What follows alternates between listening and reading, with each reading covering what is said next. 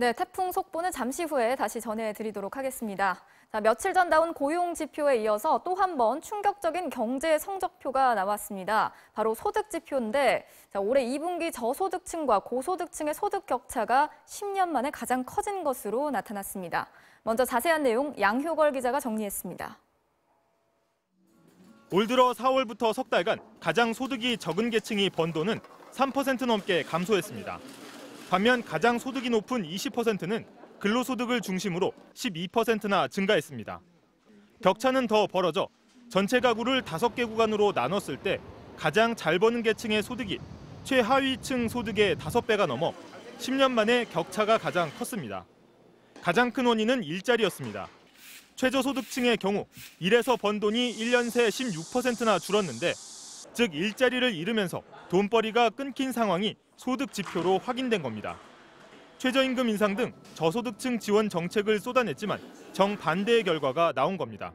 노동 비용이 상승하는 과정에서 일자리를 줄이거나 소득을 감소시키는 현상이 발생하고 있어서 정책 의도와는 다른 노동시장에 상당한 부작용이 발생하고 있는 것으로 생각됩니다. 오늘 나온 통계는 가계 동향인데요. 때문에 한 집안에서 일 나가는 사람이 얼마나 늘고 줄었는지도 알 수 있는데, 이 저소득층 가정에서는 실제로 일 나가는 사람이 줄었습니다. 그러니까 이분 그대로인데 가족 중에서 실직자가 생기다 보니까 벌이가 급감한 겁니다. 일이 없어서 소득이 0인데 아무리 세금으로 지원해줘봐야 소득이 늘 수는 없겠죠.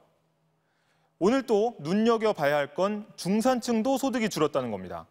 그동안 저소득층 벌이는 감소해도 이 3분위, 그러니까 40에서 60% 중간 계층은 조금이나마 오르긴 했었는데 이 3분위 소득까지 줄었습니다. 이 중간층의 소득이 줄어든 건 지금까지 딱 2번밖에 없었습니다. 현재 상황이 단지 최저임금을 받는 저소득층 문제로만 볼 수는 없다는 거죠. 그러면 숫자로 보면 전체적으로는 소득이 4% 넘게 늘지 않았느냐 이렇게 할 수 있는데, 뜯어보면 그렇지 못합니다. 물가 오른 거 빼고 세금이나 이자 떼고 하면 실제 쓸 수 있는 돈은 0.1% 줄었습니다. 이런 현상이 7분기, 그러니까 2년 가까이 계속되고 있는 겁니다. 오늘 발표된 2분기 가계부채 규모도 1,500조 턱 위까지 올라왔는데요. 빚이 느니까 이자가 늘고 쓸 돈은 더 줄 수밖에 없는 겁니다. 따라서 실제로 쓸 돈, 가처분 소득을 늘리는 정책이 필요한데, 결국 가장 시급한 해결책은 이런 상황을 가져온 원인, 일자리 문제에 답이 있습니다. MBC 뉴스 양효걸입니다.